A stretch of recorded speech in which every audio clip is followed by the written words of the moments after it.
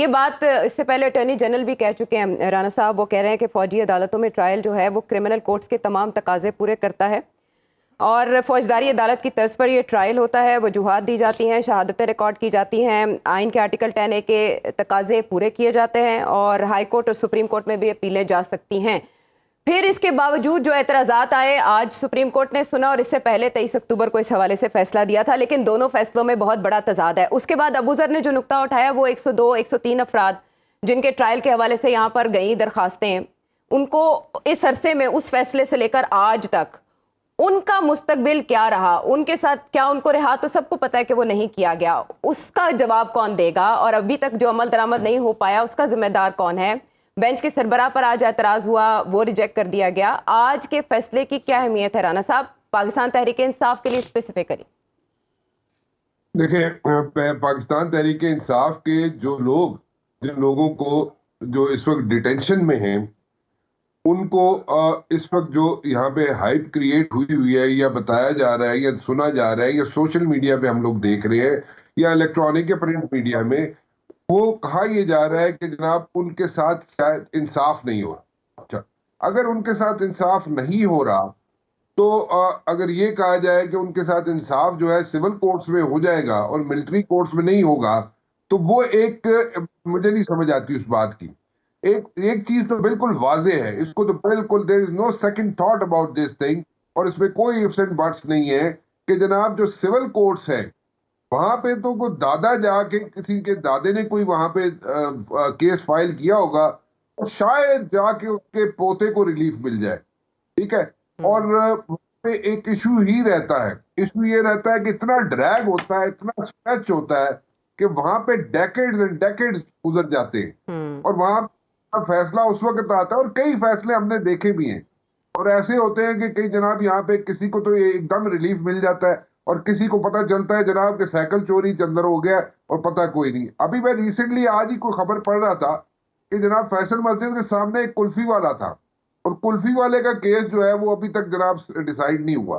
तो ये बात ये है कि वहां पे सिविल कोर्ट्स में देखा जाए तो एक तो वो दे आर ओवरबर्डन, वहां पे जस्टिस जो है डिले होता है।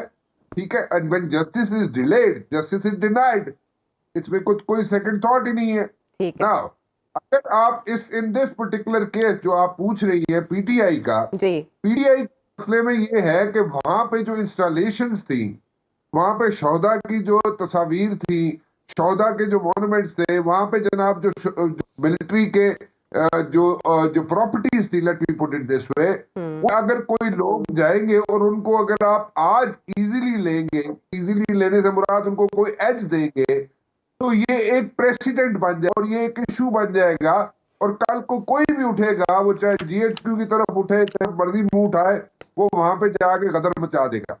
तो एक रीजन इसका है कि उन्होंने एक यहाँ पे एग्जाम्पल सेट करना है कि जनाब इस किस्म के वाकयात ना हो, चाहे किसी भी पार्टी से या कोई भी, तो आइंदा ये वाकयात ना हो। और अभी एक एग्जाम्पल सेट करना, ये एग्जाम्पल सेट करते करते या इसको उसमें वहां तक पहुंचते इस दौरान का जो अरसा है उसमें जो ज्यादतियां हो उन लोगों के लिए या उन लोगों की फैमिलीज के साथ, उस लीव कैसे दिया जाएगा, उसको कैसे टेक केयर किया जाएगा, इसको जितना जल्द हो इसको ईदर वेज इसको हैंडल कर लेना चाहिए, ताकि उनको मिनिमम जो रिक्वायरमेंट है उनके साथ जो मिनिमम जो भी सजा देनी है उन रफ ना किया जाए। रफ से मुराद मेरी ये है कि जो लोग अंडर डिटेंशन हैं और जिन पे एलिगेशंस हैं और वाकई उनके पास कोई सफिशिएंट एविडेंस है उनके खिलाफ, तो फिर उनको चलो समझ आती है, लेकिन जिनके खिलाफ सब्सटेंशियल एविडेंस नहीं है वो रफ अप ना हो, वो रफ अप नहीं, तो फिर तो उनको सब लोग जो कहेंगे कि हाँ जी ठीक है, पावर मिलिट्री कोर्ट करा लो, मर्जी करा लो। नाउ मिलिट्री कोर्ट का एक जो पॉइंट जो जनरल साहब ने raise that is very important. ठीक है, वहां पे जो केस चलता है, ठीक है, एक केस डिसाइड होगा तो अगला आएगा। यहाँ पे जो सिविल कोर्ट्स हैं वहां पे तो जनाब लाइन लगी, वहां पे तो अंबार है। ठीक है, वो तो डिसाइड होते होते पता चलेगा कि पता नहीं इतने 20 बन गए। ठीक है, उस 20 साल के असर में अगर कोई और वायलेशन होती है खुदा न खास्ता, तो who will be responsible for that? ठीक है, तो इसमें ठीक है, थोड़ी सी चीजें रफ अप भी होते, लोग रफ अप हो रहे हैं, इस पे कोई शक नहीं है, थोड़े से लोगों के साथ ज्यादती भी हो रही है, इस पे कोई शक नहीं है। At the very same time ये लेकुना जो है, इसको फिक्स मैंने नहीं करना, आपने नहीं करना, हम तो सिर्फ सजेशन दे सकते हैं। ठीक है। जिन्होंने करना है, जो बैठे हुए हैं, जो जजेस हैं, अगर वो दे आर अनडिसाइडेड एंड वो अगर कोई डिसीजन नहीं ले सकते इन ट्रू स्पिरिट या इन मेजॉरिटी में, तो उसमें हम लोग कुछ नहीं कर सकते। कुछ नहीं They कर have to सकते। decide.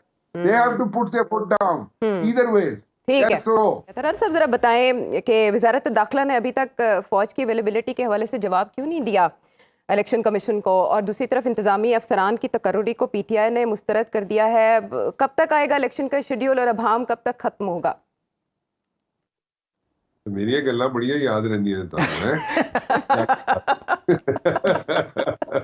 ये आपसे जिरा करती हैं।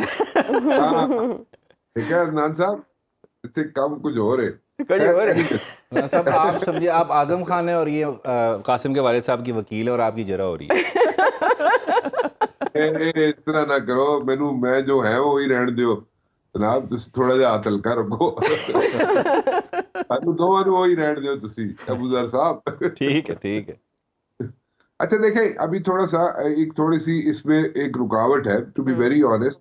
चीफ इलेक्शन कमिश्नर ने और सेक्रेटरी इलेक्शन कमीशन ने और उनके जो सारे मेंबरान हैं, उन्होंने मिलके ये एक अभी तक फाइनल डिसीजन ले नहीं पा रहे। और आई पर्सनली थिंक, मेरा जाती ख्याल ये था कि कल ये चीजें इन्होंने टॉस की थी एक दूसरे के आपस में, और इस पे फैसला आज आ जाएगा। लेकिन मेरा जाती ख्याल ये है कि आज रात को किसी वक्त या कल शायद ये फैसला कर ले कि how would they like to go about it. अब इससे ये सारी चीजें तो क्लैरिटी होती जा रही है। लेकिन अब आयशा जी, आपके पास भी एक खबर है वैसे, लेकिन अब पता नहीं आप उसको देना चाहती हैं, नहीं देना चाहती हैं, आपके कोई सोर्स नाराज सुना ना हो है जाए। कि सिस्टम का, निजाम का कोई चेहरा बदलने जा रहा है। राना साहब, खबर तो मुझे नहीं राना साहब, एक सवाल है, अगर इलेक्शन स्केड्यूल नहीं आता कल 16 दिसंबर तक नहीं तो आता, फिर तो 15 इलेक्शन 16 तो दिसंबर। 54 डेज चाहिए, इलेक्शन तो आगे चले जाएंगे। हाँ। अगर वो तो पत्थर पे लकीर है। हाँ। अच्छा, लेकिन क्या इलेक्शन शेड्यूल को महदूद नहीं किया जा सकता? नहीं नहीं, मुझे तो लगता है 54 डेज कम से कम चाहिए आपको सुकेड़ा एज पर द लॉ। उस पे वो पत्थर पे बाकायदा। लकीर का क्या बनेगा? कौन सी? हाँ, जो वो 8 फिर उधर फरवरी टेकअप होगी। वो पत्थर चेंज कर लेंगे। पत्थर बदल लेंगे। या लकीर बदल लेंगे या पत्थर बदल लेंगे। संगे दरे जाना।